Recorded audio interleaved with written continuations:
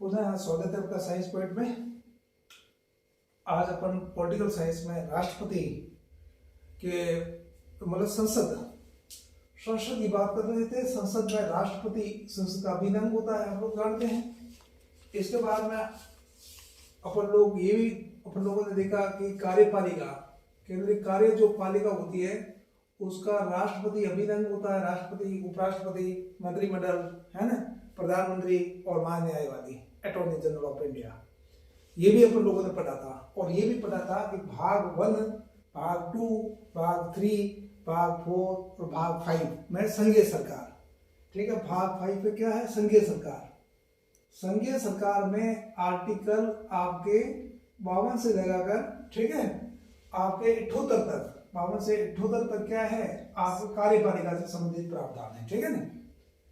और वैसे 52 से 151 तक है, उसके अपन बाद में चर्चा करेंगे। आज कार्यपालिका की अपन चर्चा कर रहे हैं, तो आर्टिकल 52 से लगाकर 78 तक इसमें प्रावधान है। इसमें मुख्य जो है ना आर्टिकल है वो एग्जाम में पूछते हैं। आपको मिलान कर यूपीएससी ने भी पूछ रखा है और आरपीएससी ने भी पूछ रखा है मिलान कराने के लिए इसमें और इसमें कौन सा है। तो आपको कुछ ध्यान होंगे तो बाकी अपने आप एलिमिनेशन मेथड से आप उसको सॉल्व कर देंगे। जैसे आर्टिकल 52 में क्या लिखा हुआ है? आर्टिकल 52 में ये प्रावधान है कि एक भारत का एक राष्ट्रपति होगा, क्यों भाई, है ना। और आपके आर्टिकल 53 में क्या लिख रखा है भाई? संघ की कार्यपालिका शक्तियां राष्ट्रपति में नहीं। हाँ, संघ की कार्यपालिका शक्तियां राष्ट्रपति में नहीं। संघ की कार्यपालिका शक्तियां किस में निहित होगी? राष्ट्रपति में। राष्ट्रपति में निहित होगी शक्तियां। इसका मतलब ये आर्टिकल आपका 53 है ना, वो राष्ट्रपति को मजबूत बनाता है कि नहीं? है कि नहीं? ये शो करता है कि संघ की कार्यपालिका शक्तियां किसमें निहित है? राष्ट्रपति में। शक्तियां राष्ट्रपति में निहित है। ठीक है ना। और 74 जो आर्टिकल है वो अलग चीज बताएगा। ठीक है ना। लेकिन यहाँ पर यह शो कर रहा है कि संघ की कार्यपालिका शक्तियां जो भी है वो किसमें निहित है? राष्ट्रपति में निहित है। ये आपका आर्टिकल 53 है। और आर्टिकल 54 क्या कह रहा है भाई? राष्ट्रपति का निर्वाचन मंडल। राष्ट्रपति का निर्वाचन मंडल। राष्ट्रपति का निर्वाचन मंडल, निर्वाचक मंडल है ना। अब निर्वाचक मंडल में राष्ट्रपति में कौन कौन होते हैं ये सब कौन बताता है? आर्टिकल 54। ठीक है ना। इसमें अपने यहाँ तक चर्चा भी कर ली थी कि राष्ट्रपति के निर्वाचक मंडल में कौन कौन होते हैं। पहले मैंने बताया था आपके संसद के दोनों सदनों के निर्वाचित सदस्य होते हैं, बताया नहीं बताया। और विधानमंडल सदस्य इसमें भाग नहीं लेते हैं।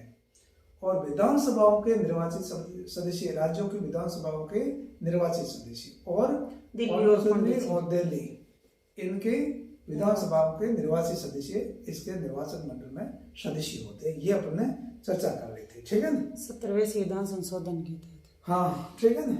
ये वाला 17वां जो भी संविधान संशोधन के तहत यहाँ तक अपन ने चर्चा कर ली गई थी। ठीक है ना। उससे आगे अपन ने ये भी देख लिया था कि राष्ट्रपति के निर्वाचन के लिए कम से कम ये निर्वाचन के लिए प्रस्ताव कितने होंगे? 50। पहले कम थे, अब 50 कर दिए गए। और अनुमोदक भी कितने होंगे? 50 होंगे। और जमानत राशि कितनी होगी? 15। ठीक है ना। 15,000 रुपए क्या होगी? जमानत राशि होगी। अब जमानत राशि का मतलब क्या होता है? ये होता है कुल जो भरे मत है ना उसका 1/6 अगर कोई प्राप्त कर लेगा उसकी जमानत राशि बच जाएगी, नहीं तो वो जब्त हो जाएगी। बात है समझ में नहीं? अब कभी एक बार यूपीएससी में क्वेश्चन आया कि कोई अगर स्टेटमेंट था कि ये सही है गलत है, कोई भी विधायक है या एमपी है, क्या वह अपनी जमानत जब्त करा करके भी चुनाव जीत सकता है या नहीं जीत सकता है? वो कोई भी आपका विधायक है या आपका क्या बोलते हैं एमपी है, लोकसभा का सदस्य है, वो जमानत जब्त करवा करके भी चुनाव जीत सकता है। ठीक है। ऐसा बहुत बार हुआ भी है, ऐसा नहीं है। जैसे मान लीजिए मैं एक चीज बताऊं, कोई क्षेत्र है, विधानसभा क्षेत्र है या लोकसभा क्षेत्र, कोई भी मान लीजिए 100 उसमें वोटर है। ठीक है। मान लीजिए अगर ये आपका ए बी सी डी और ई और एफ इतने लोग खड़े हो गए, समझे मेरी बात को। मान लीजिए कि इसको मान लीजिए 8 वोट मिले और इसको मिल गए 9, इसको मिल गए 11 और इसको मिल गए कितने? मान लो 20 मिल गए। 20 तो मिल गए, इसको मिल गए 15 मान लीजिए, है ना। और इसको मिल गए 14, है ना। इसको मिल गए मतलब 13। ठीक है, सपोज अपन बात करते हैं, ठीक है। तो ये टोटल कितने हो गए, और डी ई एफ जी को लिखता हूँ जी, और ये एच, ठीक है, यहाँ तक चल गया।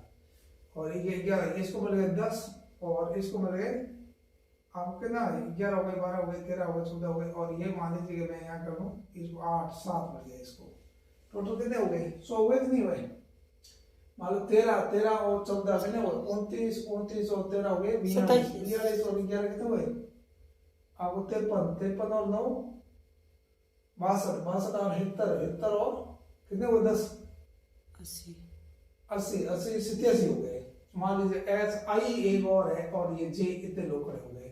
87 में मान लीजिएगा 6, ठीक है, कितने हो गए 87 से 53 हो गए, 53, ये मान लीजिए 5 इसको मिल गए, 53 और 5 98, जे और के है मान लीजिए इसको मिले 2, ठीक है।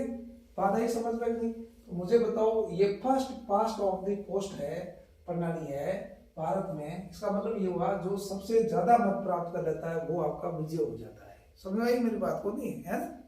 तो मुझे बताओ कौन जीता इसमें से, सी जीत गया। इसके वोटर कितने हैं 15 वोट इसको मिले। इसकी जमानत जब्त होगी कि नहीं होगी, जमानत जब्त हो जाएगी। क्यों हो जाएगी इसकी जमानत जब्त, क्योंकि इसको 1/6 वोटिंग चाहिए टोटल, 1/6 इसको प्राप्त नहीं हो गया, फिर भी वो चुनाव जीत गया, मंत्री भी बन सकता है ना, चुनाव जीत गया, लोकसभा हो चाहे विधानसभा हो, ठीक है। इसमें जमानत जब्त करा करके भी कोई भी व्यक्ति चुनाव जीत सकता है, ठीक है, ये बात हुई। तो जमानत राशि राष्ट्रपति के लिए कितनी है आपके, 15,000। इसी प्रकार से यूपीएससी में एक बार क्वेश्चन पूछ लिया गया था कि लोकसभा के और विधानसभा के सदस्यों का जो क्या है जमानत राशि कितनी है, ये भी आपके क्वेश्चन एग्जाम पूछा हुआ है, ठीक है ना। और उसमें ये भी पूछ दिया था एससी या एसटी के लिए कितनी होती है, आधी होती है, जितनी जमानत राशि होती है। तो राष्ट्रपति के लिए तो सभी के लिए बराबर है, ठीक है। उसमें 10,000 थी, ठीक है ना, 10,000 उसमें क्या थी जमानत राशि थी लोकसभा के लिए। ये बात आपको समझ में आ गई। इसके बाद में अपन लोग ये भी देखेंगे कि मैंने ये भी बताया था कि आर्टिकल आपका आपके जो आर्टिकल आपका 71 है उसमें प्रावधान है कि आपके लोकसभा या राष्ट्रपति के निर्वाचन से संबंधित कोई भी आपका विवाद होता है ना, तो उसका जो फैसला है उच्चतम न्यायालय में, ठीक है, अनुच्छेद संबंधित कोई भी विवाद है उसकी जांच है फैसला है उच्चतम न्यायालय द्वारा, है ना। आर्टिकल कौन से प्रावधान है ये 71 में प्रावधान है। लेकिन अगर मान लीजिए उसकी नियुक्ति को अवैध घोषित कर दे, निर्वाचन को सुप्रीम कोर्ट अवैध घोषित कर दे, तो जितने समय तक घोषणा तक राष्ट्रपति ने जो भी किए हैं फैसले किए हैं वो वैध माने जाएंगे, उस पर कोई प्रभाव नहीं हो, भूतलक्षी नहीं होगा, भविष्यलक्षी उसका प्रभाव होगा। ये बात आपको ध्यान में रखना है। मैं इस प्रकार से चल रहा हूँ, जो क्वेश्चन एग्जाम में आए हुए हैं उसके अकॉर्डिंग चल रहा हूँ मैं सारा बीच में, ठीक है। ये बात आई समझ में नहीं। उसके बाद में मैंने ये भी आपको बताया था कि इसमें विधायकों के मत का मूल्य कैसे ज्ञात करते हैं। विधायकों के मत का मूल्य बराबर होता है राज्य की जनसंख्या, ठीक है, और डिवाइडेड बाई राज्य से निर्वाचित विधायकों की संख्या बटा 1000, ठीक है, 1000 का भाग लगा देते हैं उसमें, ठीक है। तो अलग अलग राज्यों के लिए विधायकों के मत का मूल्य अलग अलग होगा, हो गया क्यों, तो जनसंख्या अलग अलग। हाँ, अब मान लीजिए किसी राज्य की जनसंख्या बराबर है और विधायकों की संख्या भी बराबर है, निर्वाचित विधायकों, तो वहां पर मत बराबर आ सकते हैं, पर इसकी संभावना बहुत कम है। जैसे मैंने पहले भी आपको बताया था लोकसभा में और विधानसभा में किस किस राज्य में क्या है सीटों की संख्या बराबर है। जैसे छत्तीसगढ़ में 90 है विधानसभा की सीट और हरियाणा में भी 90 है, ठीक है ना, लेकिन छत्तीसगढ़ की और हरियाणा की जनसंख्या अलग अलग है, इसलिए विधायकों के मत का मूल्य क्या होगा अलग अलग होगा। बात आई समझ में नहीं। इसी प्रकार दूसरी जगह भी है, उसमें मान लो उत्तर पूर्व के राज्य है, अपन चर्चा की थी, जैसे अरुणाचल प्रदेश हो, चाहे नागालैंड हो, चाहे मणिपुर हो, चाहे त्रिपुरा हो, चाहे मेघालय हो। अभी कुछ मेघालय में त्रिपुरा में अभी नागालैंड में चुनाव हुए हैं, तो वहां पर सीटें 60 ही है, लेकिन जनसंख्या अलग अलग है, इसलिए राष्ट्रपति के निर्वाचन में उनके मत का मूल्य क्या होगा अलग अलग होगा। लेकिन आपके संसद के जो निर्वाचित सदस्य है उनके मत का मूल्य समान होगा। कैसे होगा, अब इसके लिए क्या करेंगे, सभी राज्यों के विधायकों के मतों का जो मूल्य है, विधानसभा के विधायकों के मतों का जो मूल्य है उसको जोड़ देंगे और भाग किसका लगा देंगे, संसद के निर्वाचित सदस्यों की संसद के निर्वाचित सदस्यों के संख्या। भाग लगा देंगे, संख्या का भाग लगा देंगे। ठीक है ना, ठीक है। इससे क्या होगा, इनका जो मत का मूल्य है वो बराबर आएगा कि नहीं आएगा, किसका, आपके मतलब संसद के सदस्यों का मत का मूल्य बराबर होगा, 708 के आसपास है, अब जो भी है ना। और ये आपकी जानकारी के लिए बता दूं, ये सारा का सारा है 1971 की जनगणना को आधार बना करके निकाला जाता है। ये बात आपको समझ में आई नहीं आई। अब राष्ट्रपति कुछ भी करेगा ना, निर्वाचित होगा, उसके लिए एक निश्चित मत का कोटा नहीं प्राप्त पड़ेगा, निर्वाचित भाग एक मत का प्राप्त करना पड़ेगा, जिसको कोटा बोलते हैं, तभी वो निर्वाचित हो पाएगा, अन्यथा वो निर्वाचित नहीं हो पाएगा। ठीक है, उसके लिए अब इसमें क्या होता है आपको मैं बताना चाहता हूं कि कोटा बोलो या अपन इसको कोटा भी बोल सकते हैं, या अपन क्या बोलते हैं आपके निश्चित मतों का भाग, कोटा बोलो चाहे निश्चित मतों का भाग बोल दो, निश्चित आपके मतों का भाग, निश्चित भाग, हाँ निश्चित मतों का भाग। ठीक है, या कोटा, जिसको कोटा सिस्टम बोलते हैं। ठीक है, क्या होगा, कुल वेद मत डिवाइडेड बाय निर्वाचित होने वाले पद की संख्या, वेद मत डिवाइडेड बाय निर्वाचित होने वाले पद की संख्या, निर्वाचित होने वाले पद की संख्या, होने वाले पद की संख्या प्लस 1 पद की संख्या, और यहाँ +1 हो जाएगा और यहाँ पर भी +1। ठीक है, बात आएगी समझ में, ठीक है ना।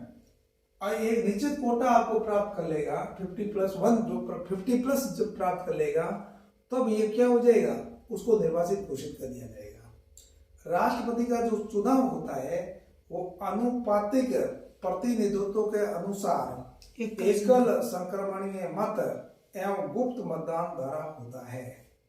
किसी भी उम्मीदवार को राष्ट्रपति के चुनाव में निर्वाचित होने के लिए मतों का एक निश्चित भाग प्राप्त करना आवश्यक होता है। बात आई समझ में नहीं, ठीक है।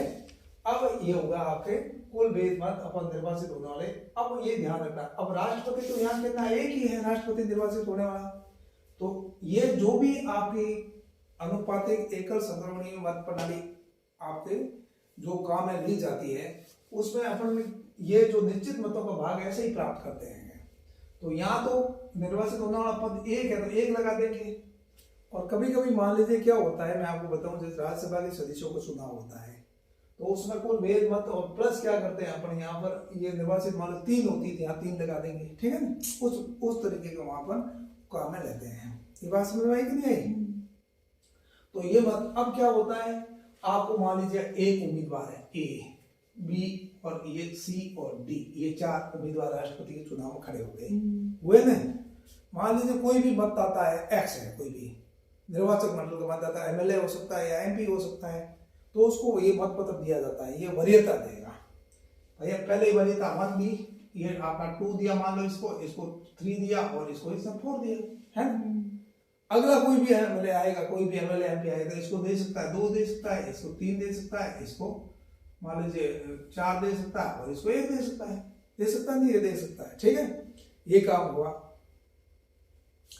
फिर क्या करेंगे, मान लीजिएगा फर्स्ट वरीयता के मतों का आपने पहले गणना की, गणना करने से अगर आपको निश्चित कोटा प्राप्त हो जाता है 50+ जो भी है, और कोटा प्राप्त हो जाता है तब उसको राष्ट्रपति को निर्वाचित घोषित कर दिया जाता है। बात है समझ में नहीं। कभी कभी क्या होता है, मान लीजिए कोटा निश्चित कोटा नहीं प्राप्त हुआ है तो क्या करते हैं, मान लो जिसके मतों की संख्या सबसे कम प्रथम वरीयता के मत प्राप्त हुए, मान लो डी को प्राप्त हुए हैं, तो उसको वहां से हटा देंगे, ठीक है। और फिर क्या करेंगे, डी के जो द्वितीय वरीयता के जो मत है उसको इनमें क्या करेंगे, प्रथम में कन्वर्ट कर देंगे, ठीक है। फिर ऐसे ऐसे मान लीजिएगा फिर भी कोटा प्राप्त नहीं होता है तो ये प्रोसेस सी के लिए अपनाया जाएगा, ठीक है। और ये ऐसा एक ही बार हुआ है, द्वितीय मतों की गणना, वरीयता के मतों की गणना की आवश्यकता पड़ी थी 1969 में, जब वीवी गिरी आपके चुनाव लड़े थे, वीवी गिरी और नीलम संजीव रेड्डी दोनों के बीच में, उस समय ये समस्या आई थी, बाकी कभी ये समस्या आई नहीं थी। बात आई समझ में कि नहीं, ठीक है। ये आपको मेरे हिसाब से ये बात आपके समझ में बैठ गई होगी, ठीक है। अब देखो आगे चलो, अब क्या होता है, ये राष्ट्रपति का चुनाव ऐसे होता है, ठीक है। अब संविधान सभा में ये बहुत जोर शोर से मुद्दा उठा कि राष्ट्रपति का चुनाव कैसे कराया जाएगा, है। कुछ लोगों ने कहा भाई प्रत्यक्ष चुनाव होना चाहिए, ठीक है। कुछ लोगों ने कहा भाई अप्रत्यक्ष चुनाव होना चाहिए, ठीक है ना। तो संविधान सभा के कुछ सदस्यों ने राष्ट्रपति की इस निर्वाचन प्रणाली की आलोचना की उन्होंने, ठीक है। जो एक अनुपातिक प्रतिनिधित्व की एकल संक्रमणीय प्रणाली है उसकी उन्होंने क्या की, आलोचना की तथा राष्ट्रपति के चुनाव को ये जो प्रणाली है इसको उन्होंने अलोकतांत्रिक बताया, लोकतांत्रिक नहीं है। उन्होंने क्या किया, प्रत्यक्ष चुनाव का प्रस्ताव किया, ठीक है। हालांकि दूसरे जो लोग थे उन्होंने कुछ ने कहा भाई क्या है, ये प्रत्यक्ष ठीक नहीं है, अप्रत्यक्ष प्रणाली को जो अभी यूज की जा रही है उसका उपयोग लेना चाहिए। ऐसा उन्होंने क्यों किया? ऐसा इसलिए किया कि भारत में नंबर 1 आपने संसदीय प्रणाली को अपनाया है, ठीक है। संसदीय प्रणाली जिसको वेस्टमिनिस्टर प्रणाली बोलते हैं, प्रणाली को अपनाया है। इसमें 2 प्रकार की कार्यपालिका होती है, एक नाम मात्र की और एक वास्तविक कार्यपालिका।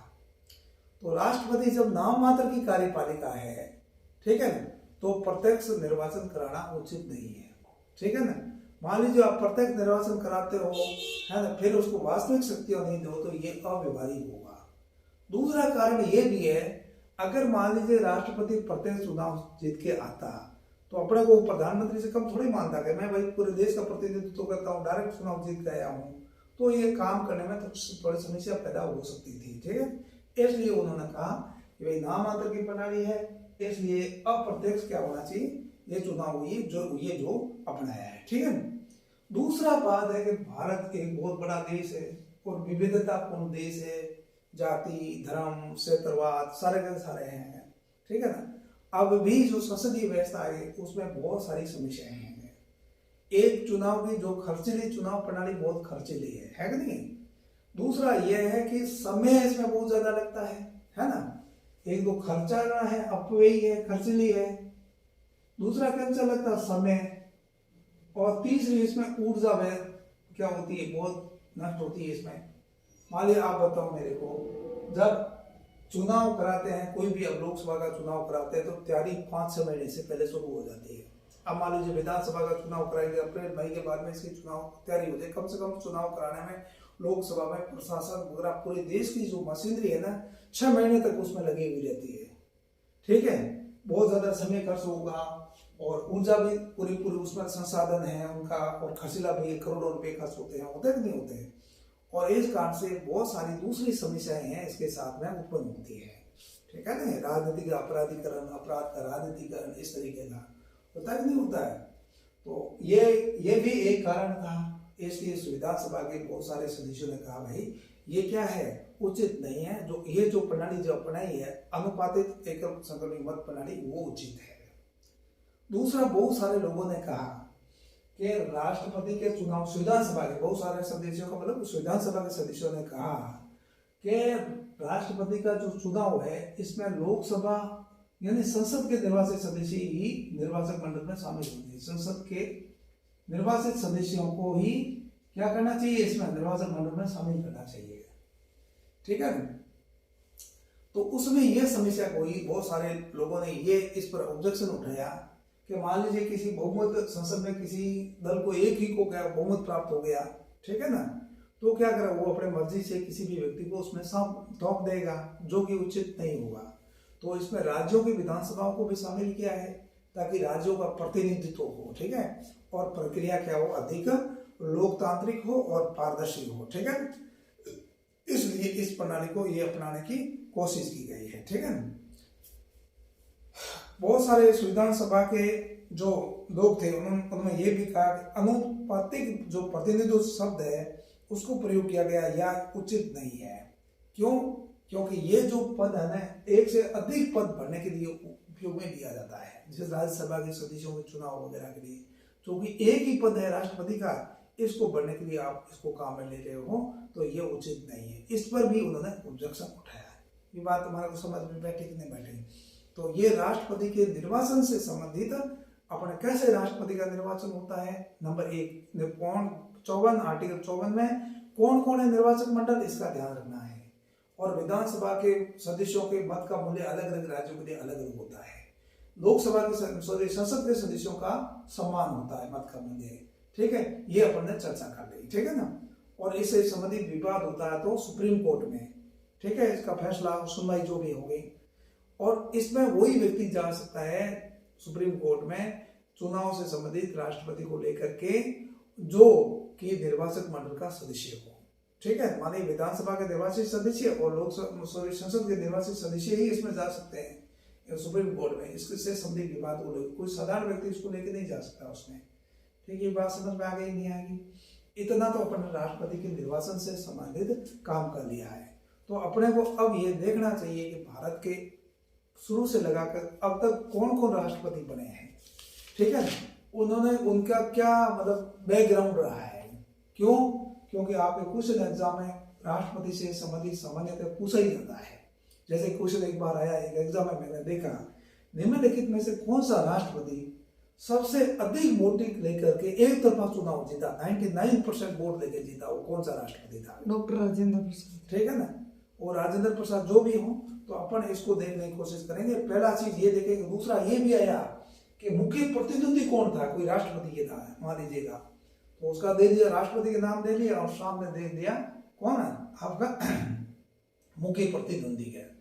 तीसरा ये भी पूछते हैं कोई संविधान संशोधन हुआ तो उस समय राष्ट्रपति ने किसने कराया, ये संविधान संशोधन हुआ उस समय कौन था राष्ट्रपति।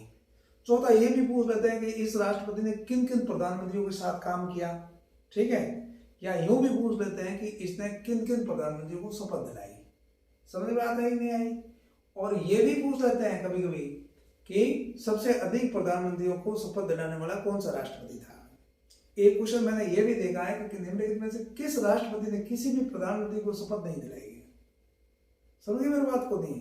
तो इस तरीके के आपके क्वेश्चन है तो इनका आपको ध्यान रखना चाहिए, ठीक है नहीं? तो अपन आगे इसको देखने की कोशिश करते हैं। पहला राष्ट्रपति अपन राजेंद्र प्रसाद के बारे में पढ़ते हैं और इसके बारे में बहुत कुछ आप जानते भी होंगे राजेंद्र प्रसाद के बारे में। डॉक्टर राजेंद्र जो प्रसाद है ना, आप अच्छे तरह जानते हैं कि कांग्रेस के बहुत बड़ा लीडर थे, है ना। और ये भी है कि राजेंद्र प्रसाद गांधी के अनुयायी थे, ठीक है ना। स्वतंत्रता आंदोलन में इनका बहुत बड़ा योगदान रहा था, ठीक है ना। ये आप बहुत सारी चीजें, वो जो चंपारण जो सत्याग्रह हुआ था उसमें गांधी के साथ थे। ये कौन? डॉक्टर राजेंद्र प्रसाद। और संविधान सभा के अध्यक्ष भी थे, ठीक है ना। और इस संविधान सभा ने ही इनको राष्ट्रपति के रूप में, जब भारत गणतंत्र बना था तो राष्ट्रपति के रूप में इनको चुना था। किसको? डॉक्टर राजेंद्र प्रसाद को, ठीक है ना। डॉक्टर राजेंद्र प्रसाद। तो राजेंद्र प्रसाद के बारे में ये महत्वपूर्ण चीज हुई। पहली बार जब 1950 में राष्ट्रपति बने थे डॉक्टर राजेंद्र प्रसाद, तो संविधान सभा ने ही चुना था इनको, ठीक है। फिर संविधान सभा को किसमें चेंज कर दिया गया? अंतरिम संसद में परिवर्तित कर दिया गया था, ठीक है ना। ये काम हुआ था। और दूसरा 1952 में जब प्रथम लोकसभा का चुनाव हुआ, तो चुनाव हुए लोकसभा विधानसभा के, तो इनका चुनाव भी हुआ था, ठीक है। तो राष्ट्रपति डॉक्टर राजेंद्र प्रसाद एक ऐसे व्यक्ति है जो निर्वाचित भी है, प्रथम निर्वाचित राष्ट्रपति भी है और मनोनीत भी है। पहले समझ में आ गई बात को नहीं? और अब सुनो, इनकी एक और विशेषता बता दी। ये सर्वाधिक समय तक काम करने वाले, राष्ट्रपति के रूप में काम करने वाले व्यक्ति, सर्वाधिक समय तक, ठीक है ना। 1952 में जीते।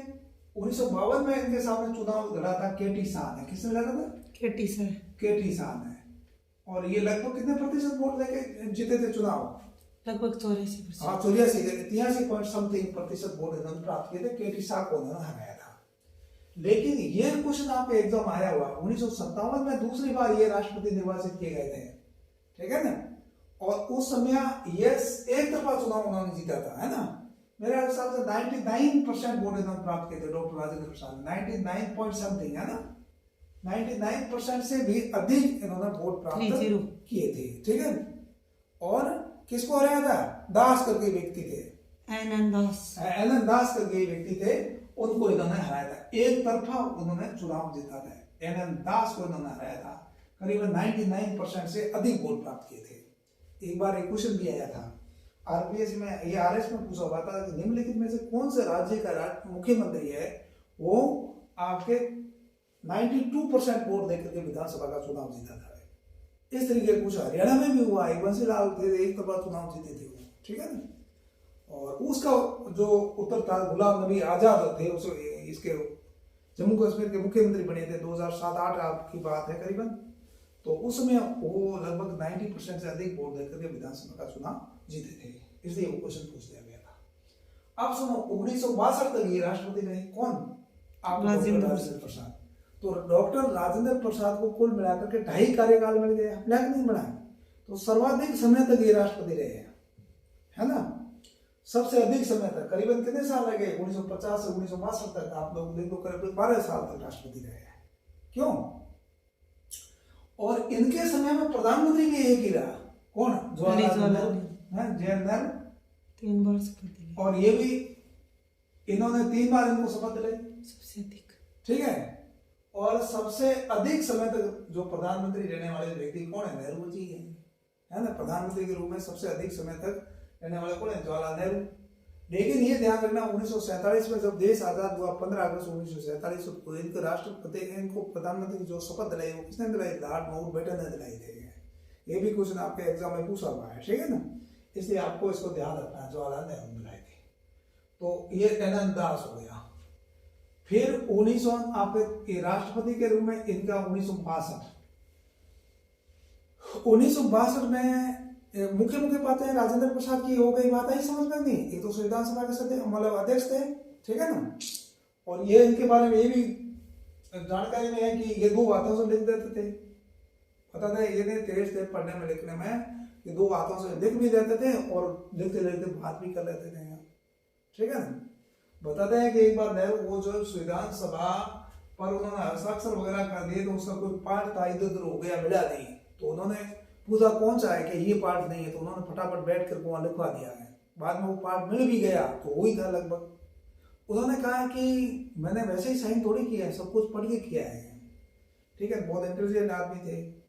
और बताते हैं कि जब ये रिटायरमेंट हो गए 1962 में, तो वो बिहार में जाकर के कांग्रेस का कार्यालय वहीं रहा करते थे, उसके अंदर ही रहा करते थे, घर वगैरह पे इनका नहीं था।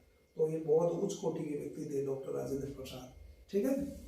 और 1962 में जो बने थे वो बने थे डॉक्टर राधाकृष्णन, ठीक है भाई। और राधाकृष्ण है ना आपके,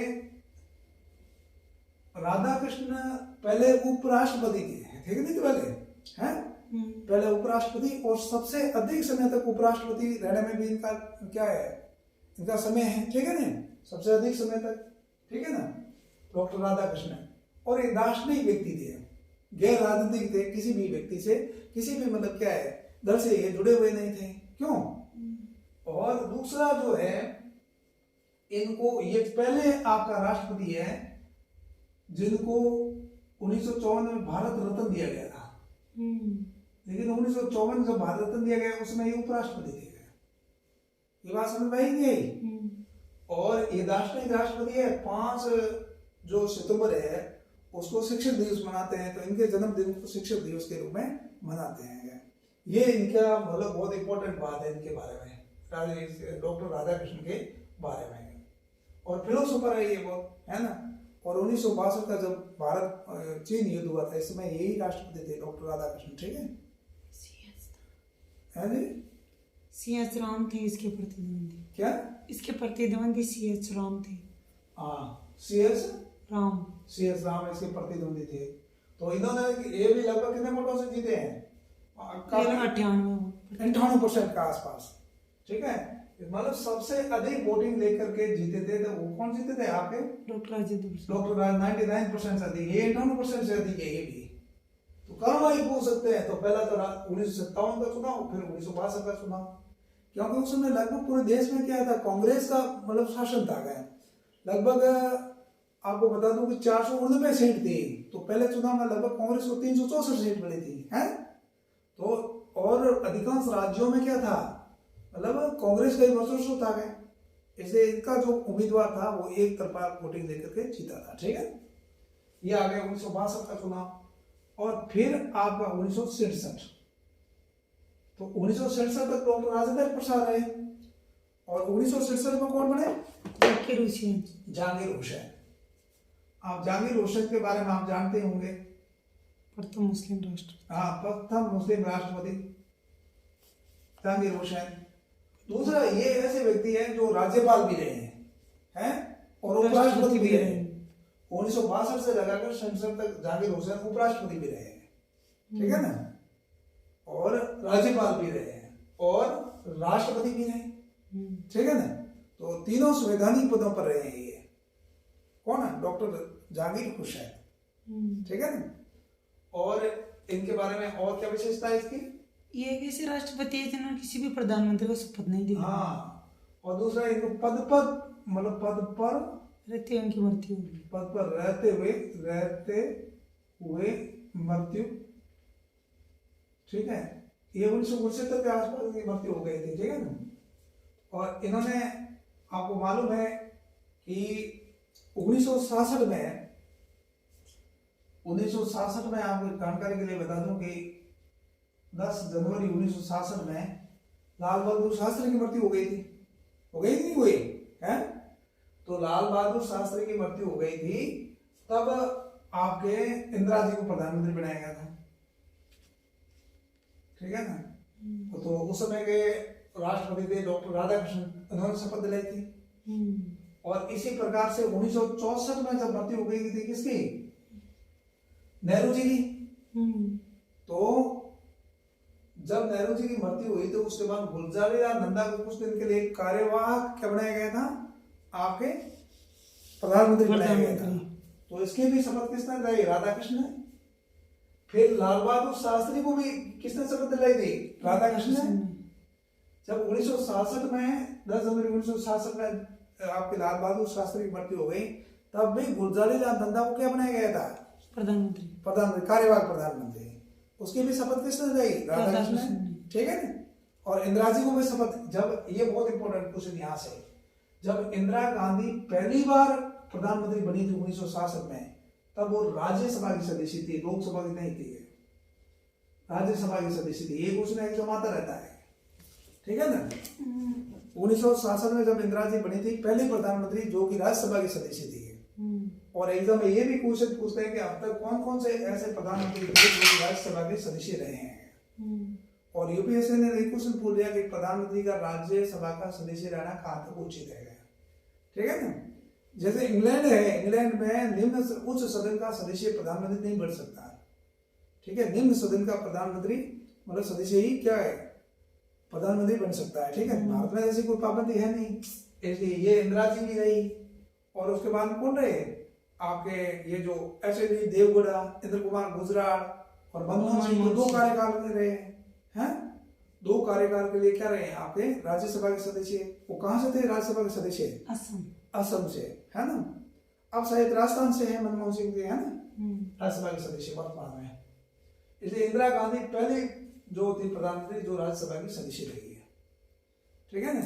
इसका भी क्वेश्चन एग्जाम में पूछ लेते हैं इसलिए। और इस समय जब ये बनी थी ना इंदिरा जी, उस समय सूचना और प्रसारण मंत्री थी, ये भी इंपॉर्टेंट है।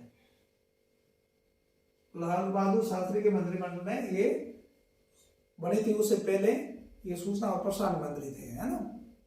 इसके इस दृष्टि से भी ये इंपॉर्टेंट है। ये तो जाकिर हुसैन था ना, इसका सबसे कम कार्यकाल। हाँ, 24 महीने के आसपास कार्यकाल का तो पता पड़ जाएगा, क्योंकि 1966 में बड़ा था और 69 में उनकी मृत्यु हो गई थी, है ना, ठीक है ना। 24 महीने के आसपास इनका कार्यकाल है, ठीक है। तो ये आपका जहांगीर हुसैन आया। अब जहांगीर हुसैन की मृत्यु कब हुई? जाकिर हुसैन की 69 के आसपास हुई थी, है ना। डेट को अपने जरूरत नहीं है, अगर ध्यान हो तो बढ़िया है, ठीक है ना। अब मैं आपको बताना चाहता हूं, जब जहांगीर हुसैन की राष्ट्रपति थे उस समय वीवी गिरी उपराष्ट्रपति थे। कौन थे उपराष्ट्रपति? वीवी गिरी, ठीक है ना। अब कंफ्यूजन में यह है कि वीवी गिरी का फुल नाम भी अपने को आना चाहिए। क्या नाम है फुल नाम वीवी गिरी का? वाराहगिरी वेंकट गिरी। हाँ, क्योंकि एक बार ये लिख के छोड़ दिया तो फिर पता नहीं गया। वीवी गिरी तो सबको पता है, लेकिन ये पता नहीं रहता इसका, है ना। तो इस समय ये थे बीबी गिरी उपराष्ट्रपति थे। जैसे जहांगीर हुसैन की मृत्यु हुई तो बीबी गिरी क्या बन गए, कार्यवाहक राष्ट्रपति। बात आई समझ में नहीं। तो पहला कार्यवाहक राष्ट्रपति कौन होगा, उपराष्ट्रपति। किस उपराष्ट्रपति ने पहली बार कार्यवाहक राष्ट्रपति के रूप में काम किया, किसने किया, हाँ बीबी गिरी ने किया। क्यों किया आपको पता पड़ गया दिए। अब क्या हुआ, थोड़े दिनों के बाद में क्या होने थे, चुनाव होने थे राष्ट्रपति के, ठीक है ना। तो राष्ट्रपति के चुनाव हुए तो बीबी गिरी इसके उम्मीदवार बन गए, किसके, राष्ट्रपति के। तो उन्होंने उपराष्ट्रपति के पद से त्याग पत्र दे दिया, ठीक है ना। तो उपराष्ट्रपति से पद से त्याग पत्र, राष्ट्रपति पद से नहीं, उपराष्ट्रपति पद से, राष्ट्रपति तो कार्यवाहक थे, तो राष्ट्रपति पद से नहीं राष्ट्रपति नहीं, सुनो मेरी बात। अब ऐसा है, बीबी गिरी थे तो आपके उपराष्ट्रपति थे, ठीक है ना। उपराष्ट्रपति थे बीबी गिरी। 1975 की बात आपको बता रहा हूं, जब जहांगीर हुसैन की मृत्यु हुई उसमें ये उपराष्ट्रपति थे, ठीक है ना, समझो इसको। और इन्होंने कार्यवाहक राष्ट्रपति के रूप में काम करना शुरू कर दिया। क्यों, क्योंकि आपके जहांगीर हुसैन की मृत्यु हो गई थी। तो मृत्यु हो जाती है उपराष्ट्रपति की, तो जब तक राष्ट्रपति की जब मृत्यु हो जाती है तो जब तक राष्ट्रपति का चुनाव नहीं होता तब उपराष्ट्रपति कार्यवाहक के रूप में काम करता है। तो इन्होंने काम करना शुरू कर दिया। तो फिर उन्होंने इस्तीफा दिया ना, उसमें कार्यवाहक राष्ट्रपति थे, ये बात सही है, लेकिन मूल पद तो उनका क्या था, उपराष्ट्रपति का था, ठीक है। दिया तो कार्यवाहक थे, कार्यवाहक वगैरह ऐसी कोई व्यवस्था नहीं है। जैसे प्रधानमंत्री भी कभी भी कार्यवाहक होता है, लेकिन प्रधानमंत्री होता है। तब उन्होंने इस्तीफा दिया। इस्तीफा क्यों दिया, क्योंकि वो राष्ट्रपति का चुनाव लड़ना चाहते थे। मुझे ये बताओ, अगर राष्ट्रपति वो होते उसमें फुल फॉर्म होते तो वो इस्तीफा क्यों देते थे, राष्ट्रपति के चुनाव की आवश्यकता क्यों पड़ी। अगर किसी बुक में ये लिखा हुआ था, गलत है, बहुत सारी बुकों में ये लिखा हुआ भी है, ठीक है ना। और बहुत सारे लोग बोल भी देते हैं मैं राष्ट्रपति के रूप में इस्तीफा देना। इस्तीफा तो वो कार्यवाहक थे, लेकिन वास्तव मान लीजिए राष्ट्रपति का चुनाव हो जाता, ये खड़े नहीं होते, ठीक है ना, तो फिर क्या होगा, फिर क्या करते, इनको त्याग पत्र देने की थोड़ी जरूरत पड़ती। तब ये इन्होंने दे दिया त्याग पत्र। तब हिदायतुल्ला खान थे, हिदायतुल्ला खान, क्या नाम था इनका, हिदायतुल्ला खान। उसमें सुप्रीम कोर्ट के मुख्य न्यायाधीश थे हिदायतुल्ला, हाँ थे।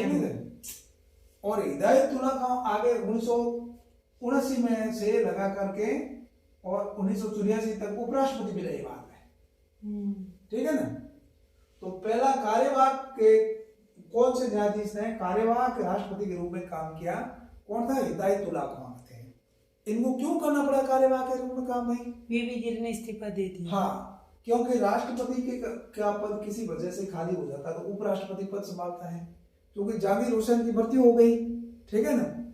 और जहांगीर हुसैन 1967 से लगाकर 69 तक राष्ट्रपति रहे। इसमें किसी प्रधानमंत्री को पद की मतलब शपथ दिलाने की आवश्यकता ही नहीं पड़ी, क्योंकि इंदिरा गांधी 1967 में बनी थी। 67 में चुनाव हो गए, 67 लगा करके और 72 तक वो रही, 71-72 तक, तो उसको बनाने मतलब शपथ देने की कोई आवश्यकता ही नहीं पड़ी, ठीक है ना। तो फिर क्या हुआ, इनकी जब मृत्यु हुई तो ये उपराष्ट्रपति थे, इन्होंने क्या कर दिया, कार्यवाहक राष्ट्रपति का पद संभाल दिया। फिर इनको चुनाव लड़ना था, तो चुनाव लड़ना था तो फिर क्या कर दिया, इन्होंने अपने पद से त्याग पत्र दे दिया। तब हिदायतुल्ला खान सुप्रीम कोर्ट के जज थे, उनको क्या क्या मुख्य न्यायाधीश थे, उनको कार्यवाहक राष्ट्रपति का पद उन्होंने संभाला, ठीक है ना। इन्होंने फिर राष्ट्रपति का चुनाव हुआ तब तक काम संभाला था, ठीक है ना। ये काफी ज्यादा तो नहीं रहे, तो 3-4 महीने, 2-2.5-1 महीने रहे थे। कौन, हिदायतुल्ला खान। अब सुना है, तो पहला कार्यवाहक वैसे देखा जाए तो कौन सा न्यायाधीश जो कार्यवाहक राष्ट्रपति का काम संभाला, कौन था, हिदायतुल्ला खान। बाद में हिदायतुल्ला खान 1979 से लगाकर 84 तक उपराष्ट्रपति का काम भी देखते हैं, ठीक है ना। उपराष्ट्रपति भी चुने गए थे। ये बात तुम्हारी समझ में आई नहीं आई, आ गई ना। अब फिर क्या हुआ, ये तो बीबी गिरी इस साइड में चुनाव लड़े और इस साइड में ना नीलम संजीव रेड्डी, ठीक है, नीलम संजीव रेड्डी, उन्होंने चुनाव लड़ा। दोनों के बीच में होगा मुकाबला, और मुकाबला बहुत कांटे का था, ठीक है ना। और कांटे का था तो क्या वो फिर हारा कौन इसमें, नीलम संजीव रेड्डी। हाँ, नीलम संजीव रेड्डी हारे। दूसरे वरीयता के मतों की गणना करनी पड़ी। फर्स्ट वरीयता के मतों से इसका क्या नहीं हुआ, फैसला नहीं हुआ। इंदिरा जी ने इसका समर्थन किया, आंतरिक रूप से वीवी गिरी का अंतरात्मा के आधार पर वोट देने के उन्होंने आह्वान किया और इनको समर्थन किया आंतरिक रूप से, तो ये राष्ट्रपति चुने गए। नीलम संजीव रेड्डी हार गए। ये बात आई समझ में कि नहीं? तो 1975 में कौन राष्ट्रपति चुने गए? आपके नीलम संजीव रेड्डी, सॉरी वीवी गिरी। नीलम संजीव रेड्डी तो हार जाते हैं, ठीक है ना। बाद में 1977 में जब चुनाव होता है ना, तब ये निर्विरोध चुने जाएंगे, ठीक है ना। और ये लोकसभा के अध्यक्ष भी चुने जाते हैं, ठीक है ना। ये भी आपको ध्यान रखना है, ठीक है ना। लोकसभा के अध्यक्ष की आप लिस्ट देखना है इनकी, एक बार लोकसभा का अध्यक्ष देखना है, तो आपको पता पड़ेगा 1967 के आसपास देखना, और उसके बाद में आप देखना किनके, आपके 1977 में जब जनता पार्टी की सरकार थी ना, उस समय इनको निर्विरोध आपके लोकसभा अध्यक्ष चुना गया था, ठीक है। 67 में भी थे लोकसभा का अध्यक्ष, ठीक नहीं थे? और फिर 77 में भी चुने गए थे, है ना, लोकसभा अध्यक्ष 2 बार। इसका मतलब ये लोकसभा के अध्यक्ष नीलम संजीव रेड्डी 2 बार रहे हैं, ठीक है ना। पहले कांग्रेस में रहे थे, फिर बीजेपी नहीं, उसमें जनता पार्टी 1977 में बताया ना, जनता पार्टी की सरकार रही थी। और जनता पार्टी कैसे गठित हुई थी, क्या हुआ था, मैंने थोड़ी चर्चा की थी। और एक वीडियो डाला था मैंने प्रथम लोकसभा का, जिसमें जो अभी क्वेश्चन आए थे 2-3 कि प्रथम जब लोकसभा के चुनाव हुए थे कितनी राष्ट्रीय पार्टियों ने भाग लिया? 14, जो कि रिकॉर्ड है, बाद में कभी 14 ने भाग नहीं लिया है। और सबसे कम किसमें लिया, वो सब मैंने उसमें चर्चा की थी थोड़ी सी, है ना। ये बात आपको समझ में आ गई। तो अब राष्ट्रपति कौन चुने जाते हैं? वीवी गिरी। तो वीवी गिरी के समय में महत्वपूर्ण घटनाएं हुई भाई, है ना। कौन सी घटना हुई? वीवी गिरी कब से कब तक रहे? 69 से 70। हाँ, 74 तक रहे, है ना। तो 74 तक रहे थे। इसमें क्या क्या जो काम हुआ था? भारत पाक युद्ध हुआ था कि नहीं हुआ था, है? और उसके बाद में आपके जो क्या कहते हैं चुनाव हुआ था 71 का, है ना। और ये पर्व हुए थे। फिर 1974 में किसको राष्ट्रपति चुना गया? फखरुद्दीन अली। हाँ, फखरुद्दीन अली अहमद। फखरुद्दीन अली अहमद, ये असम के रहने वाले थे। अहमद ये दूसरे मुस्लिम राष्ट्रपति थे। 1974 से कब तक रहे? 77 तक रहे, ठीक है। ये भी पद पर रहते हुए इनकी मृत्यु हो गई, ठीक है ना। और आपातकाल जो आपको मालूम है लागू किया गया था 1975 में, वो इन्हीं के समय में लागू हुआ था। और आपातकाल के बारे में पिछली बार एक क्वेश्चन आया था आरएस में, आपकी जानकारी ले बता दूं कि आपातकाल की घोषणा कब हुई थी, ठीक है। अब घोषणा तो थी 25 जून को, ठीक है, 1975 को, लेकिन लागू हुआ था 26 जून को। क्यों? क्योंकि 11-12 बजे के आसपास जो फैसला लिया गया था, फिर राष्ट्रपति के हस्ताक्षर हुए थे और उसका नोटिफिकेशन जारी हुआ। तो वो क्वेश्चन फिर पहले आपको ध्यान हो तो आरपीएससी ने पहले आंसर की में दिया था 25 जून, है ना। फिर संशोधित करके 26 जून किया था, मालूम है नहीं है? इसलिए ध्यान रख देना है ना इस बात को भी। घोषणा तो 25 जून को हुई थी और पहली बार आरपीएससी ने पिछले क्वेश्चन पेपर में क्या मान दिया था? 25 जून को सही मान दिया था। फिर संशोधित करके 26 जून को किया था। 26 जून को लागू 26 जून को हुआ था 1975 का आपातकाल। फिर ये फखरुद्दीन अली अहमद 1977 तक राष्ट्रपति रहे। और उस समय आपको मालूम हो तो 1977 में जनता पार्टी सभी दूसरी पार्टियां जनता पार्टी के साथ हो गई थी और जनता पार्टी ने चुनाव लड़ा, 270 सीटें प्राप्त की और प्लस 28 सीट किसने प्राप्त की? जगजीवन राम का आपने नाम सुना होगा, इसका जगजीवन राम, मीरा कुमारी। हाँ, मीरा कुमार के पिताजी थे और ये भारत में सबसे अधिक समय तक मंत्री रहने वाले व्यक्ति है। बाद में 79 में चौधरी चरण सिंह के साथ में ये उप प्रधानमंत्री भी बने थे। तो सीनियर उप प्रधानमंत्री दो बने, तो सीनियर तो वो और जूनियर ये। इनकी लोकतांत्रिक कांग्रेस पार्टी थी जिनको इसके साथ जनता पार्टी के साथ इन्होंने गठबंधन करके चुनाव लड़ा था। उसने 28 सीटें जीती थी, जनता पार्टी ने 270 सीटें जीती थी, ठीक है ना। ये हुआ था। तो इस फखरुद्दीन अली अहमद थे, इन्होंने मोरारजी देसाई को प्रधानमंत्री के रूप में शपथ दिलाई थी, ठीक है ना। ठीक है, मोरारजी देसाई और बाकी जो उनके कैबिनेट जो भी है, समझ आ गई बात को नहीं। इंदिरा जी तो उसमें कांग्रेस पार्टी तो हार गई थी उसमें, ठीक है ना, मतलब लोकसभा का जो बहुमत उसको पूर्ण प्राप्त नहीं हुआ। और फिर क्या हुआ, इनकी मृत्यु हो गई थोड़े दिनों के बाद में, ठीक है ना, शायद मई या जून में इनके आसपास ही हुई मृत्यु इनकी, ठीक है ना।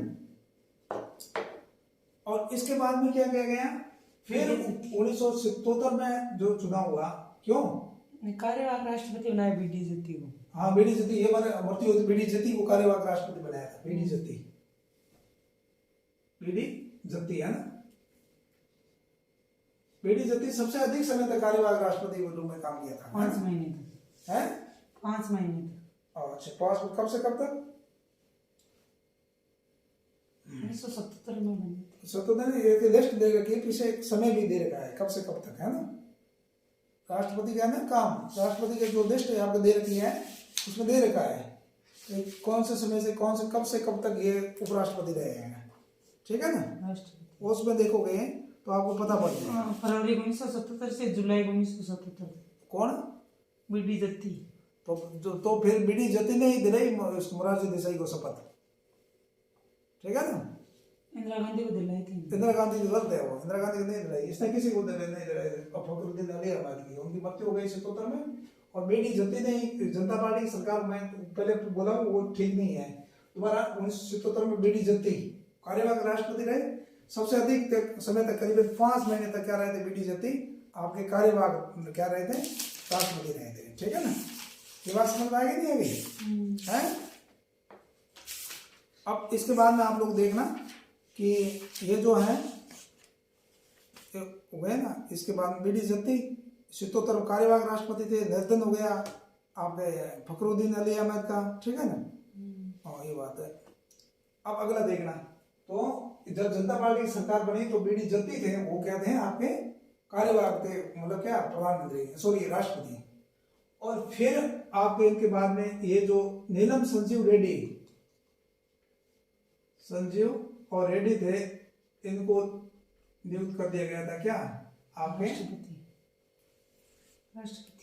लोकसभा अध्यक्ष 1977 में, ठीक है ना। बाद में इनको ये निर्विरोध 1977 में क्या चुने गए, आपके राष्ट्रपति चुने गए, ठीक है, नीलम संजीव रेड्डी।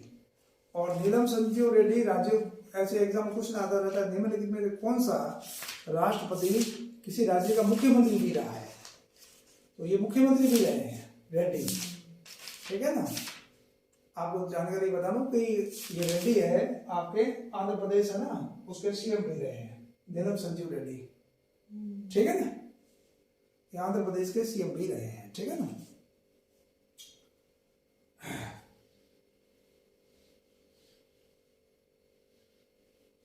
इसके बाद में आपको ये 1982 तक कौन, नीलम संजीव रेड्डी आपने 1977 से 82 तक, यानी 1980 का चुनाव हुआ, वापस आई कांग्रेस, तो कांग्रेस को मतलब इंदिरा जी को शपथ दिलाई है।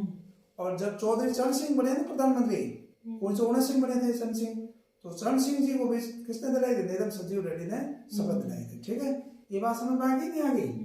और आपके क्वेश्चन ये भी पूछ लेते हैं कि कौन से प्रधानमंत्री किसने शपथ दिलाई।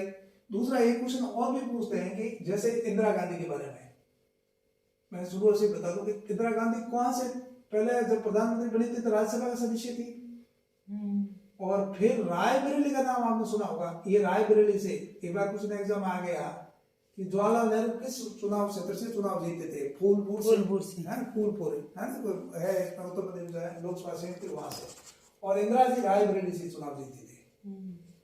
इंदिरा जी के पति थे फिरोज गांधी, वो भी रायबरेली के सांसद रह चुके हैं। उसके बाद में इंदिरा गांधी चुनाव वहां से लड़ती थी, और फिर अब सोनिया गांधी यहाँ से चुनाव लड़ती है रायबरेली से, है ना। और अमेठी से गुजरता था राजीव गांधी, है ना, और बाद में ये राहुल गांधी वगैरह, है ना। तो प्रधानमंत्री और कौन सी सीट से चुनाव जीतते थे ये भी बहुत इंपॉर्टेंट है, ठीक है। अब 1982 में जो हुए, ये जो नीलम संजीव रेड्डी थे ना, हाँ, ये आंध्र प्रदेश के सीएम रहे थे। आंध्र प्रदेश के, मैंने बताया रेड्डी है ना, आंध्र प्रदेश के सीएम रहे, और सबसे युवा राष्ट्रपति। हाँ, ये बात सबसे कम उम्र के राष्ट्रपति थे नीलम संजीव रेड्डी, और वेंकट रमन सबसे अधिक उम्र के व्यक्ति थे, ठीक है ना। अब मैं आपको बताना चाहता हूँ 1982 में जो है ज्ञानी जैल सिंह, यानी जैल सिंह थे, ये भी आपके सीएम रहे हैं पंजाब के, ठीक है ना, पंजाब के सीएम रहे हैं ये भी।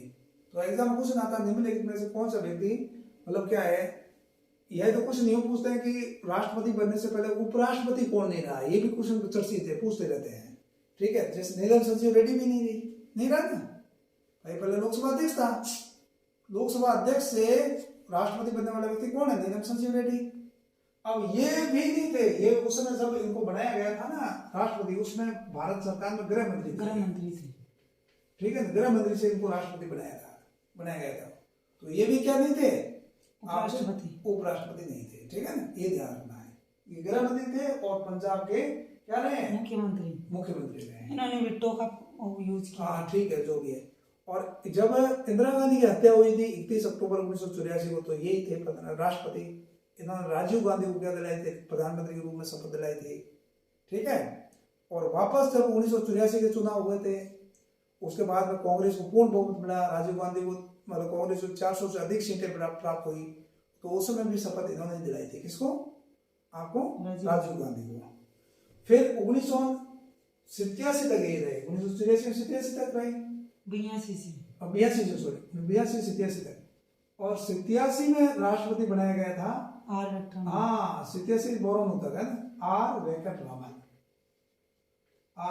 रामन, ठीक है ना।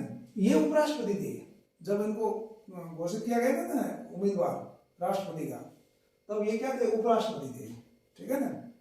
1984 से लगाकर 84 तक तो हिदायतुल्लाह खान थे, 1979 से 84 तक, और 84 में इनको क्या बनाया गया था, सॉरी उपराष्ट्रपति बनाया गया, 87 में इनको राष्ट्रपति बनाया। ये भारत के रक्षा मंत्री भी रहे हैं, ठीक है ना, रक्षा मंत्री भी भारत के रहे हैं। ये 4 प्रधानमंत्रियों के साथ काम किया। हाँ एक बार बता रहा हूँ उसके बाद। अब सुना, इन्होंने जब ये 1987 में जब प्रधानमंत्री बने, सॉरी राष्ट्रपति बने, उस समय राजीव गांधी थे सत्ता में,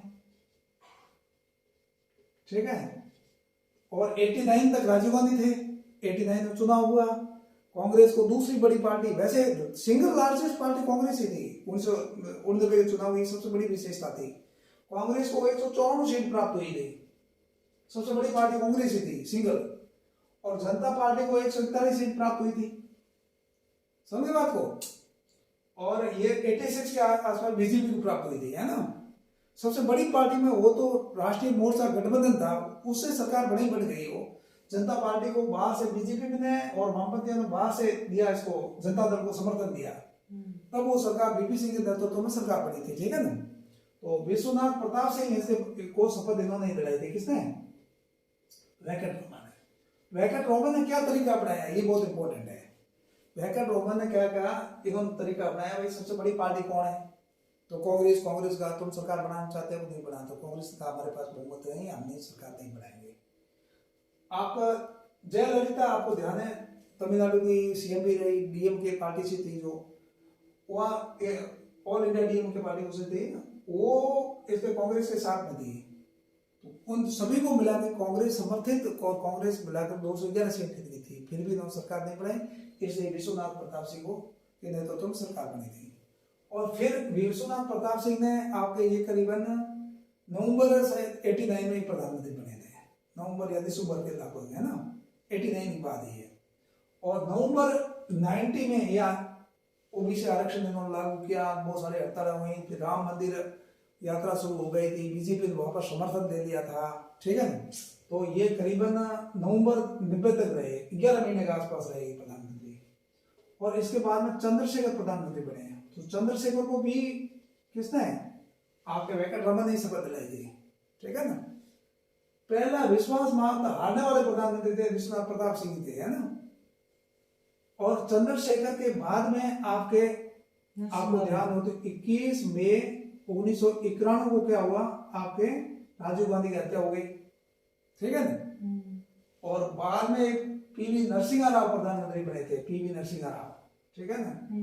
इनको भी इन्होंने शपथ दिलाई थी, जो कि 1900 तक क्या रहे थे, आपके प्रधानमंत्री रहे थे पीवी नरसिंह राव, ठीक है। तो इनको उन्होंने शपथ दिलाई। फिर 1992 में जो तक ये राष्ट्रपति रहे थे कौन, वेंकटरमन, ठीक है ना। रक्षा मंत्री भी थे और बहुत आपके ये सीएम वगैरह तो नहीं रहे किसी को राज्य रहे क्या। नहीं। तो कौन सीएम रहा, कौन उपराष्ट्रपति थे, राष्ट्रपति बना, इसका अपने को ध्यान रखना है, ठीक है। एक इंपॉर्टेंट बात यह है, अब 1992 में शंकर दयाल शर्मा, क्यों, अब 89 में है ना शंकर दयाल शर्मा को उपराष्ट्रपति बना दिया गया। तब 87 में जब वेंकटरमन 1984 से 87 तक उपराष्ट्रपति थे, वेंकटरमन को जब राष्ट्रपति के रूप में चुन दिया गया तो उपराष्ट्रपति किसको बनाया, शंकर दयाल शर्मा को। तो फिर 1992 में शंकर दयाल शर्मा को क्या बना दिया गया, राष्ट्रपति। पता ही समझ में नहीं, शंकर दयाल शर्मा राष्ट्रपति बने। शंकर दयाल शर्मा पहले सीएम भी रह चुके हैं, राज्यपाल भी रह चुके हैं, ठीक है ना। राज्यपाल भी रहे हैं और केंद्र में मंत्री भी रहे हैं, है ना, मानव संसाधन वगैरह जो मंत्री हैं वो भी रहे हैं, ठीक है ना। और इसके बाद में ये 96 तक है ना, 97 तक ये रहे थे। तो इन्होंने अटल बिहारी वाजपेयी को शपथ दिलाई, फिर देवगौड़ा को शपथ दिलाई, इंद्र कुमार गुजराल को शपथ दिलाई, है ना, सभी को जो है ना 97। और इसके प्रतिद्वंदी कौन थे शंकर दयाल शर्मा के, जीजी स्वेल, हाँ जीजी स्वेल करके थे, जनता दल में थे बीच में, ये इनके प्रतिद्वंदी थे, ठीक है ना। और इसके बाद में 97 में आपके के आर नारायण, दलित राष्ट्र, हाँ केरल के रहने वाले थे, ये राजदूत वगैरह भी रहे, उच्चायुक्त भी रहे बहुत सारे देशों में, ठीक है। और के.आर. नारायण को राष्ट्रपति चुना गया। ये बौरों से लगाकर 57 तक उपराष्ट्रपति के.आर. नारायण ही थे, ठीक है ना। उपराष्ट्रपति से राष्ट्रपति नहीं बने हैं, ये भी काफी वोट देके चुनाव जीते हैं, है ना, करीबन, है ना, करीबन 95%। हाँ 90%, 5%। पहला सबसे अधिक वोट से चुनाव जीता था आपके किसने, राजेंद्र प्रसाद, 1957 का राजेंद्र प्रसाद का था। दूसरा जीता था राधाकृष्ण 98 के आसपास, 98% से अधिक वोट देगा। तीसरा ये के.आर. नारायण ने जीता था। ये बात समझ में आ गई नहीं, ठीक है। तो ये आपको देख लेना है इसमें से के.आर. नारायण, ये के.आर. नारायण कब तक रहे, 2002 तक। 2000 तक। के.आर. नारायण के सामने कौन था, टी.एन. शेषन। हाँ टी.एन. शेषन को बहुत कम वोट मिले थे, टी.एन. शेषन, है ना, टी.एन. शेषन थे। टी.एन. शेषन का नाम आप जानते ही हो, चुनाव निर्वाचन आयुक्त है, 1990 से लगाकर 1996 तक, ठीक है, चुनाव सुधार के लिए जाने जाते हैं, ठीक है। तो 2002 में कौन बने थे, डॉक्टर एपीजे अब्दुल कलाम और लक्ष्मी सहगल, ठीक है ना। लक्ष्मी सहगल इनकी क्या थी, प्रतिद्वंदी थी, इन्होंने भी काफी वोटिंग प्राप्त की थी। और कलाम 90% है, करीबन 90% है ना। और ये आपके वैज्ञानिक राष्ट्रपति है ना, इसके बारे में बहुत सारे इनके बारे में सब जानते ही हैं। और इनके जन्मदिन को विद्यार्थी दिवस के, हाँ ये जो व्हीलर द्वीप है ना जो, उसका नाम चेंज किया है उड़ीसा, हाँ उड़ीसा में। और फिर 2007 में कौन बना भाई, प्रतिभा पाटिल पहली राष्ट्रपति बनी जो कि महिला थी, है ना, पहली महिला राष्ट्रपति प्रतिभा पाटिल। इससे पहले राजस्थान से क्या थी, राज्यपाल की, राजस्थान की, ठीक है ना, समझे बात को नहीं। ये पहले राज्यपाल, राजस्थान की पहले राज्यपाल भी यही थी, महिला शायद, है ना। और ये राष्ट्रपति भी पहली महिला यही थी, है ना। प्रभा राव दिया नहीं, ये नहीं थी पहले, राज्यपाल दूसरी थी, है ना, प्रभा राव करके थी पहले महिला राज्यपाल। और राष्ट्रपति भारत की थी वो आपके प्रतिभा पाटिल, भैरव सिंह शेखावत इनके सामने चुनाव लड़े थे, ठीक है ना। ये करीबन 65% वोटिंग है ना, इसने प्राप्त किया था, है ना, 66 नहीं। और फिर 2012 में जो चुनाव किसने लड़ा था, प्रणब मुखर्जी के सामने कौन थे, पी.एस. संगमा। आप पी.एस. संगमा का नाम आपने सुना है, पी.एस. संगमा आपने मेघालय का नाम सुना होगा, मेघालय की पूरा संसदीय सीट थी, ठीक है ना। नेशनल पीपुल्स पार्टी का उन्होंने गठन किया था, आपको ध्यान हो तो 1913 में, सॉरी 2013 में, 1913 में, 2013 में। पहले शरद पवार की पार्टी है ना, शरद पवार की पार्टी के साथ में ही थे, फिर 2013 में इनके मतभेद हो गए थे, इन्होंने ये नेशनल पीपुल्स पार्टी, जिसका है ना आपका चुनाव चिन्ह है बुक, किताब, ठीक है ना, ये आपका राष्ट्रीय पार्टी है। अब राष्ट्रीय पार्टी 9 है, कुल 9 पार्टियों को राष्ट्रीय पार्टी का दर्जा दिया गया है, और इसमें से ये पीए संगमा की एनपीपी है।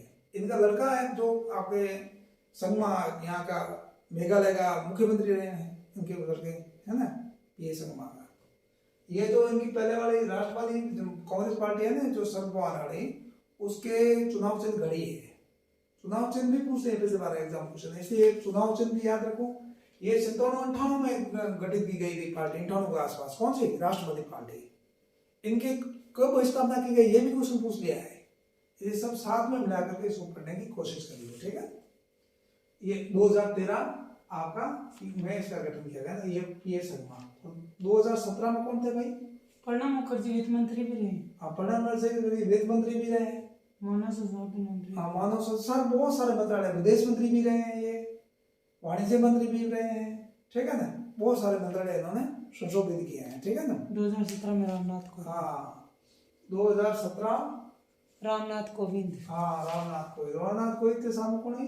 मीरा कुमारी। मीरा कुमारी जगजीवन, ये लोकसभा अध्यक्ष भी रही है मीरा कुमारी 2009 से 2014, मनमोहन सिंह जी के टाइम, है ना। और ये जगजीवन राम जो पढ़े सबसे अधिक समय तक रहे हैं, क्या? हाँ, उनकी लड़की रामनाथ जी को दे रहे हैं हमने 2022 तक। और ये राज्यपाल भी रहे। रामनाथ कोविंद पे राज्यपाल थे, बिहार के थे, राज्यसभा सांसद भी रहे हैं। उनको राष्ट्रपति बनाया गया था। और इसके बाद में द्रौपदी मुर्मू, है ना, द्रौपदी मुर्मू। हाँ, ये संथाल जनजाति से है, उड़ीसा से है, ध्यान रखना। ये मयूरभंज, ठीक है। ये वहाँ मंत्री भी रही है, विधायक भी रही है, राज्यपाल भी थी, कल बनाया तो, है ना। कोई जी भी राष्ट्रपति थे, राज्यपाल थे इससे पहले। और ये जो है ना अभी जो राष्ट्रपति है, ये भी राज्यपाल। हाँ, ये दूसरी महिला राष्ट्रपति है, ठीक है ना। आप संथाल जनजाति सबसे बड़ी जनजातियों में है भारत की, जो है ना, संथाल हुई, गौड़ जनजाति हुई, भील हुई है। यशवंत सिन्हा प्रतिद्वंदी थे जी, यशवंत सिन्हा। हाँ, यशवंत सिन्हा, है ना। यशवंत सिन्हा किसी समय आपके किसी समय बीजेपी के बहुत बड़े लीडर हुआ करते थे, आपको ध्यान हो तो वित्त मंत्री भी रहे हैं ये। चंद्रशेखर की गवर्नमेंट में भी जब बने थे 1990 में, चंद्रशेखर की गवर्नमेंट बनी थी, तब भी ये क्या रहे थे, आपके मंत्री रहे थे, ठीक है ना। और अब ये कांग्रेस में गए थे पहले, कांग्रेस से अब ये तृणमूल कांग्रेस का नाम सुना होगा, ममता बनर्जी के नेतृत्व जो गठित की गई थी 1998 के आसपास, ठीक है ना। 1997 में गठित की गई थी, उसमें ये चले गए हैं। और एमपी अब सांसद भी चुने गए तृणमूल कांग्रेस से, ठीक है। इनको की गई थी। ये राष्ट्रपति के लिए मुख्य जो बातें हैं, पहले अपने को बात ये ध्यान रखना है कि इससे संबंधित क्वेश्चन एग्जाम में आते रहते हैं, ठीक है ना। और आगे अपन चर्चा करते रहेंगे, ठीक है। और एक दिन मैं वैसे भी तो अलग से जो क्लास ले रहा हूँ, प्रधानमंत्रियों की किस प्रधानमंत्री ने कौन सी सीट से चुनाव लड़ा, जब प्रधानमंत्री बना तो कौन सी सीट से उन्होंने चुनाव जीता था, ठीक है। और कौन से राष्ट्रपति ने शपथ दिलाई थी, वो अलग से अपन देखेंगे। आज भी मैंने बताने की कोशिश की है, ठीक है ना। और कोई रह गया बीच में तो वहां अपन अच्छे तरह से उसको देखेंगे, ठीक है। आज अपन इतना ही, ठीक है। कल अपन कंटिन्यू आगे जारी रखेंगे। Thank you.